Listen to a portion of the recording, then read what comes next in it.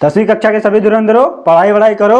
हाँ तो भाई देखो ये नया चैप्टर आज लेकर आ गए हैं। क्या इस चैप्टर का नाम है वृत्त। ठीक है, इससे कुछ प्रीवियस ईयर क्वेश्चन लिखे हुए हैं, देखो 2024 में आए हुए हैं, जो कि 4-4 नंबर के हैं। और इस चैप्टर से तुम्हारा 5 या 4 से लेके 6 नंबर, इन दोनों के बीच में इतना नंबर का क्वेश्चन आना तय है भाई। इसीलिए जो भी क्वेश्चन आएंगे वो हम तुमको बताने वाले हैं। आओ इस क्वेश्चन को सॉल्व करते हैं, जो 2024 में पूछ चुका है 4 नंबर का सवाल।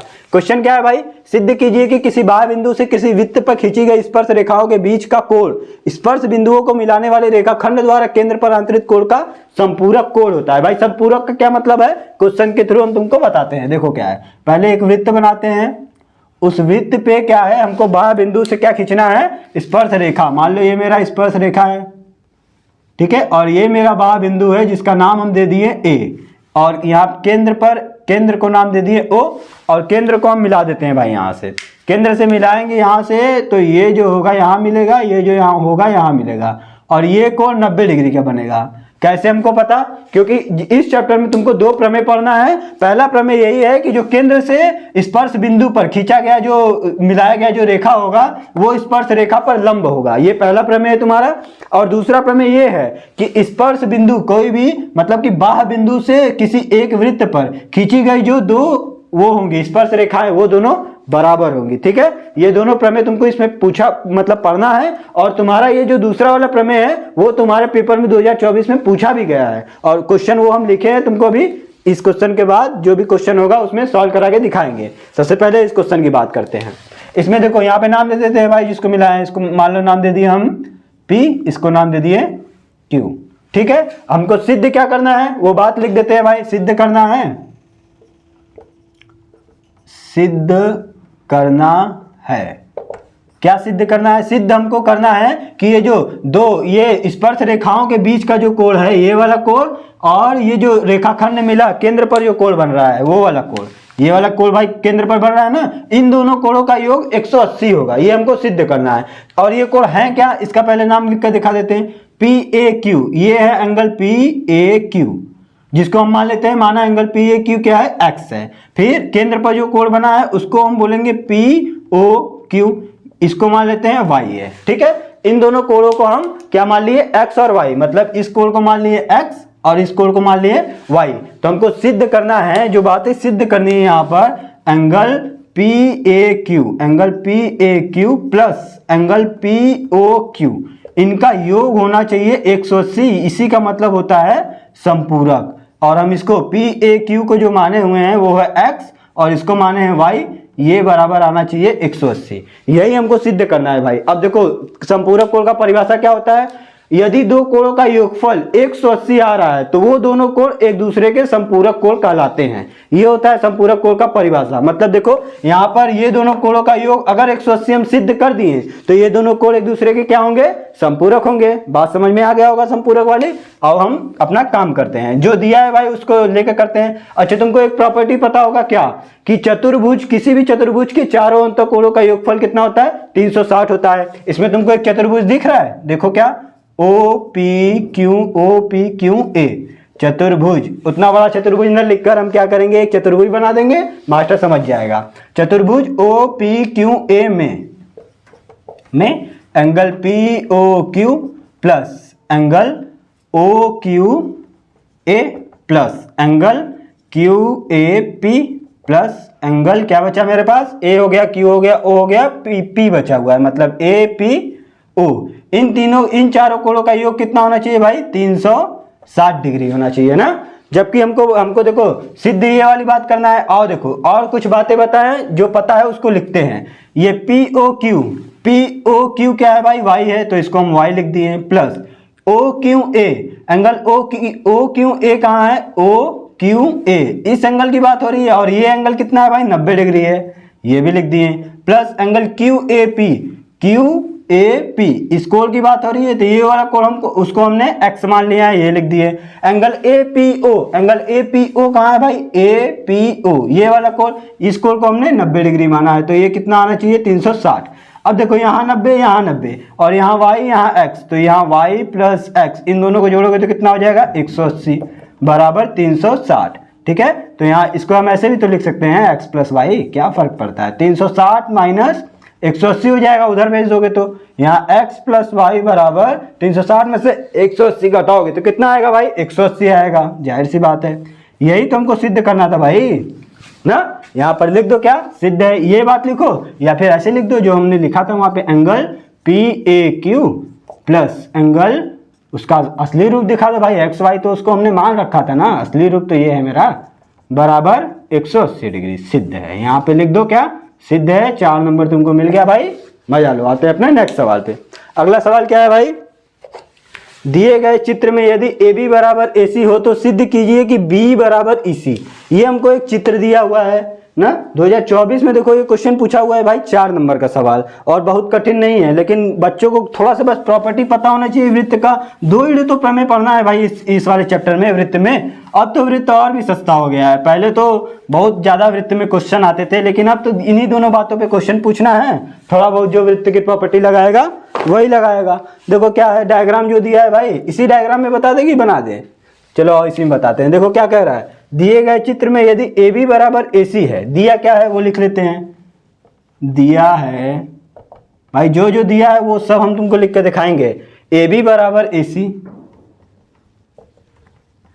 AB बराबर AC, लेकिन कुछ और भी बातें हैं जो दिया गया है लेकिन तुमको दिख नहीं रहा है, वो हम तुमको दिखाते हैं। देखो क्या है, यहाँ पर देखो क्या है, सिद्ध कीजिए कि B बराबर EC, लेकिन यहाँ पे देखो ये जो A है ये एक बाह्य बिंदु है, यहाँ से 2 स्पर्श रेखाएं आ रही हैं क्या, AD AF, तो बाह्य बिंदु से खींची गई स्पर्श रेखाएं बराबर होती हैं अकॉर्डिंग टू योर प्रमेय, एनसीईआरटी का प्रमेय जो है।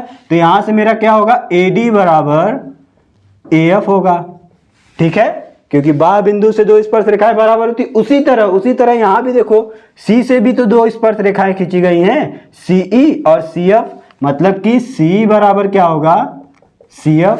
इसी प्रकार ये वाली बात भी हो जाएगा, तब तो B बराबर BD ना, BE बराबर BD, मतलब कि ये भी बातें हमको दी हुई हैं, क्योंकि बाह्य बिंदु से स्पर्श रेखा वाली बात पता है तुम लोग को। आओ तब आगे का प्रोसेस करते हैं, हमको जो सिद्ध करना है। सिद्ध क्या करना है, B बराबर EC सिद्ध करना है, ये बात लिख देते हैं भाई यहाँ पर, सिद्ध करना है। सिद्ध क्या करना है, B बराबर EC, ये बात हमको सिद्ध करना है। आओ तो इस बात को सिद्ध करने के लिए हम देखो एक काम करेंगे, क्या कि ये देखो जो दिया है हमको AB यहाँ पे जो बात दिया हुआ है AB बराबर AC, इसका यूज करेंगे। कैसे करेंगे, AB बराबर AC, ये तो दिया हुआ है भाई, दिया है ना। अब AB को तुम क्या लिख सकते हो, इस पूरे AB को, इस वाले पूरे AB को देखो क्या लिख सकते हो, AD प्लस DB। हाँ सर लिख सकते हैं, लिख तो सकते हो भाई, AD प्लस DB। और इस भाई साहब AC भाई साहब को आप क्या लिख सकते हो, AF प्लस FC। हाँ ये बात भी सही है, AF प्लस FC लिख सकते हैं, है ना। अब देखो, अब एक बात देखो यहाँ पे क्या है, AD बराबर है AF के ना, AD बराबर है AF के, समीकरण 1 मान लो। तो इस AD की जगह पे हम लिख सकते हैं AF प्लस DB बराबर AF प्लस FC। कहोगे कि AF कहाँ से आ गया, क्योंकि ये देखो AD बराबर AF है, AD की जगह AF रख दिए, तो यहाँ पे लिख सकते हो पेपर मतलब एग्जामिनर को समझाने के लिए समीकरण 1 से, ठीक है। तो यहाँ से देखो AF कट जाएगा, बचा क्या भाई, DB बराबर FC। ये बात हमको बचा ना, इस बात को ऐसे डब्बा में रखे रहो। अब देखो लेकिन हमको सिद्ध तो ये करना है ना, B बराबर EC सिद्ध करना है, लेकिन हम क्या ला का दिए, BD बराबर FC। अब यहां से देखो BD बराबर FC कहाँ लिखे हुए हैं हम, C बराबर CF, CE बराबर CF, ये लिखे हुए हैं। यहां से इस C बराबर CF इसको मानो समीकरण 2, और यहाँ पे देखो CF यहाँ पे निकाले हुए हैं, CF लिखो या FC, इसको लिख दो BD और इसको लिखो CF। अब CF के जगह पे हम ये लिख सकते हैं भाई CE, तो ये जो मेरा BD और इस BD के जगह पे समीकरण 3 इसको मारो। देखो BD को हम का BD बराबर किसके है, BE के, एकदम ध्यान से समझना भाई, बहुत बड़ी बात नहीं है। ये देखो BD बराबर वहां पे दिया है हमको, BD बराबर BE, ये बात हमको पता है, और CF बराबर C, ये वाली बात भी हमको पता है। तो यहाँ से देखो C के जगह पे हम क्या लिख सकते हैं, यहाँ जो CF है, CF के जगह पे C लिख सकते हैं, इस CF के जगह पे क्या लिखेंगे C, और इस BD के जगह क्या लिखेंगे B, यहाँ से BD बराबर B। ये देखो ये बात लिख देंगे कैसे, यहाँ पे ब्रैकेट में बता दो, कि समीकरण 2 व 3 से ना। अब यही तो हमको सिद्ध करना था। देखो B बराबर इसी, सी लिखो चाहे इसी लिखो, बात एक ही है, तो यहाँ पे लिख दो सिद्ध है। इतना कर दोगे भाई 4 नंबर कोई नहीं काटेगा, एकदम आसान। इतना ही प्रोसेस करना है, बहुत अच्छा, ज़्यादा गड़ू गड़ू क्वेश्चन भी नहीं आएंगे, ऐसे ही आसान आसान क्वेश्चन आएगा और कर दोगे, बस थोड़ा सा दिमाग चलाने वाली बात है। ठीक है, आते हैं अपने नेक्स्ट सवाल पे। अगला सवाल क्या है भाई? अगला सवाल वही वाली बात है, देखो सिद्ध कीजिए कि किसी बाह्य बिंदु से वृत्त पर खींची गई स्पर्श रेखाओं की लंबाइयां बराबर होती हैं। देखो जो बातों का ये जो है यहाँ पे देखो AD बराबर AF, अभी हम इसको बोल रहे थे ना कि बाह्य बिंदु से जो स्पर्श रेखाएं खींची होती हैं वो बराबर होती हैं। आओ इस बात को हम सिद्ध करके दिखाते हैं, क्योंकि ये क्वेश्चन देखो 4 नंबर में 2024 में पूछा हुआ सवाल है, हो सकता है फिर से पूछे, कम से कम इसका सोल्यूशन तो तुम लोग को पता होना चाहिए ना। हाँ आओ बताते हैं। तो देखो पहले एक वृत्त बनाते हैं भाई, ये हो गया मेरा एक वृत्त हो गया जिसका केंद्र O है, और यहाँ पे बाह्य बिंदु से स्पर्श रेखा खींच देते हैं, ये हो गया स्पर्श रेखा और ये बाह्य बिंदु मेरा P हो गया। अब इन दोनों को मिला देते हैं हम, यहाँ से इसको मिला देते हैं, इसको मिलाएंगे तो ये 90 डिग्री का कोण बनाएगा। ठीक है, क्योंकि ये जो केंद्र होता है, केंद्र से रेखा स्पर्श बिंदु पे कोई रेखा खींचोगे तो वो क्या बनेगा, 90 डिग्री का कोण। इसका नाम दे देते हैं भाई OPQR दे देते हैं इसका नाम। ठीक है, अब हमको सिद्ध क्या करना है, सबसे पहले वही बात लिख देते हैं, सिद्ध करना है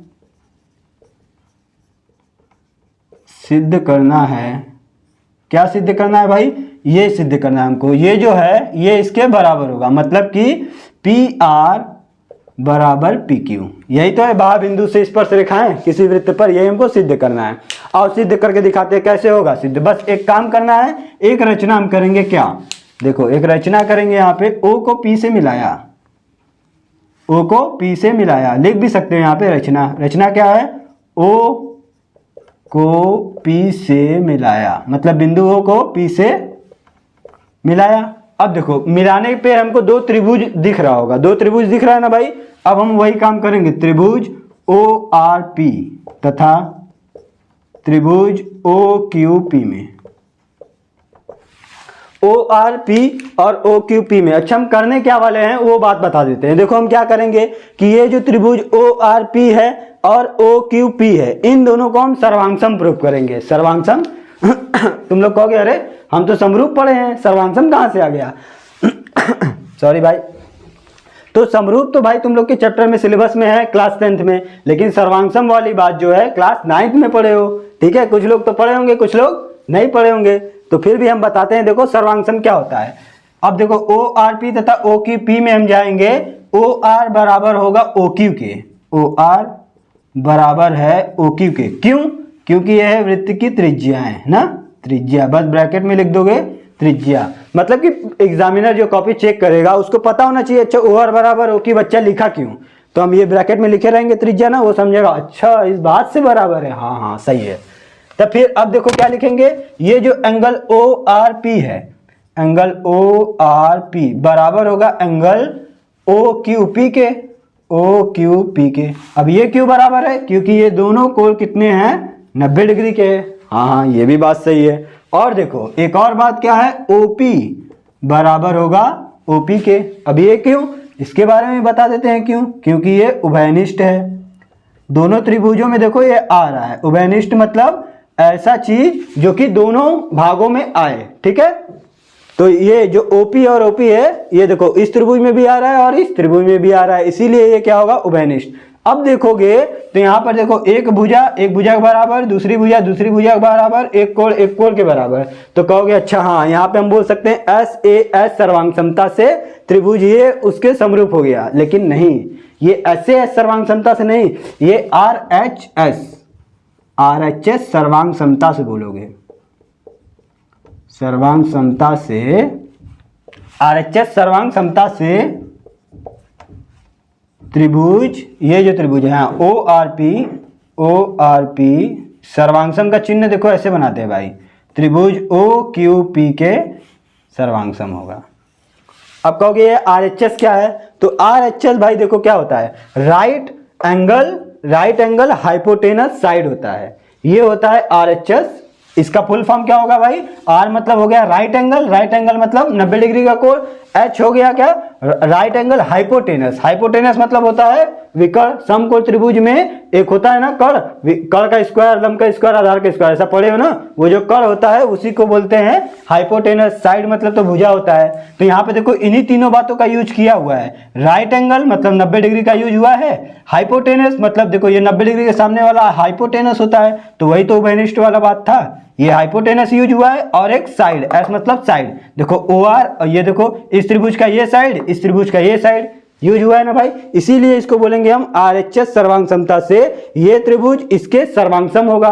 अब दो त्रिभुज अगर सर्वांगसम हो गए तो उसके तीनों भुजाएं, एक त्रिभुज का तीनों भुजा दूसरे त्रिभुज के तीनों भुजा के आपस में बराबर होगा, और एक त्रिभुज का तीनों कोण दूसरे त्रिभुज के तीनों कोण के बराबर होगा, संगत मतलब एक त्रिभुज का संगत कोण दूसरे त्रिभुज के संगत कोण के बराबर होगा। तो हम यहाँ पे ये बात लिख सकते हैं सर्वांग समता की कसौटी पर, सर्वांग समता की कसौटी पर जो तुम्हारा ये होगा पी क्यू बराबर होगा पी आर के, यही तुमको सिद्ध करना था भाई, सिद्ध है ना, यही तुमको सिद्ध करना था।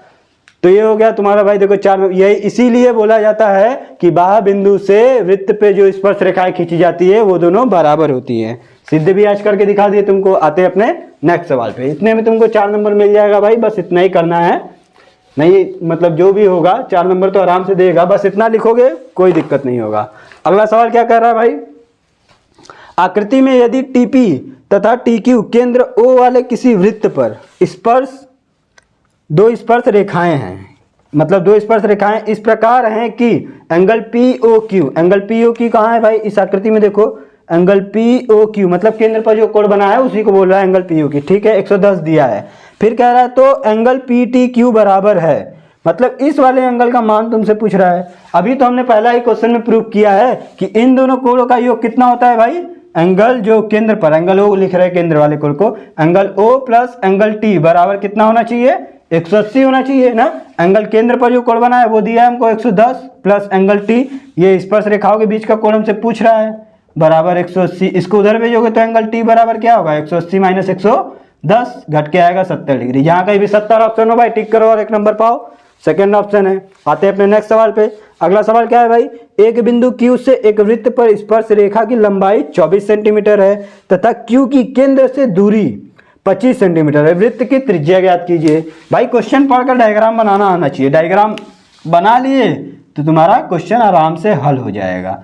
तो ये देखो केंद्र है, एक बिंदु Q हमारा ये बाहर है, कह रहा है कि एक बिंदु Q से जो स्पर्श रेखा की लंबाई हमको दी हुई है, यहाँ से मान लो ये मेरा स्पर्श रेखा है, यहाँ पे Q है, स्पर्श रेखा की लंबाई हमको कितना दिया हुआ है भाई, स्पर्श रेखा की लंबाई 24 सेंटीमीटर, और कह रहा है कि इसकी केंद्र से जो दूरी है वो कितना है भाई मेरा 25 सेंटीमीटर। त्रिज्या ज्ञात कीजिए, त्रिज्या मतलब जब इसको हम इस पे मिलाएंगे, अगर ये मेरा केंद्र है इसको यहाँ से मिलाए तो यहाँ पे पहले तो एक 90 डिग्री का कोण बनेगा और वही होगा मेरा त्रिज्या ये r, ठीक है। तो अब देखो तुमको पता ही होगा भाई, बहुविकल्पी क्वेश्चन है, बहुत ज्यादा तुमको सॉल्व करने की जरूरत नहीं है। समकोण त्रिभुज बन रहा है, समकोण त्रिभुज वाला प्रॉपर्टी लगाओ, समकोण त्रिभुज के मतलब 90 डिग्री कोण के सामने वाला कर्ण होता है, कर्ण का स्क्वायर 25 का स्क्वायर, लंब का स्क्वायर मतलब जो भी इसमें से ले लो, लंब का स्क्वायर प्लस आधार का स्क्वायर, यही तो होता है। हमको क्या निकालना है, आर निकालना है भाई। 25 का स्क्वायर होता है 625 और 24 का स्क्वायर इधर भेजोगे तो माइनस 576 होता है, बराबर आर स्क्वायर, ठीक है। 625 में से 576 घटाओगे तो कितना आएगा भाई, 15 में से 6 जाएगा 9, फिर 11 में से 7 जाएगा 4, 5 में से 5 जाएगा 0, तो ये होगा आर स्क्वायर। अब आर बराबर हो जाएगा करनी में 49, मतलब आर का मान आएगा 7 सेंटीमीटर। जहां भी ऑप्शन दिख रहा हो भाई टिक करो और 1 नंबर पाओ। 7 सेंटीमीटर मेरा पहला ऑप्शन है। तो ये थे भाई कुछ महत्वपूर्ण क्वेश्चन जो कि 4-4 नंबर और बहुविकल्पी में पूछे हुए, ये सभी 2024 के क्वेश्चन है। ये वाला कुछ क्वेश्चन पुराना है, एनसीईआरटी का क्वेश्चन है दोनों, और पूछा भी है, ठीक है भाई। तो देखो इस चैप्टर से तुम्हारा जो क्वेश्चन आने वाला है 4 से 6 नंबर का क्वेश्चन आने वाला है। जितना क्वेश्चन बताया भाई ये देख लेना और एनसीईआरटी का सवाल लगा लेना, उससे बाहर कुछ नहीं आएगा। इतना ही तुम लोग के सिलेबस में। मिलते हैं अपने नेक्स्ट वीडियो में।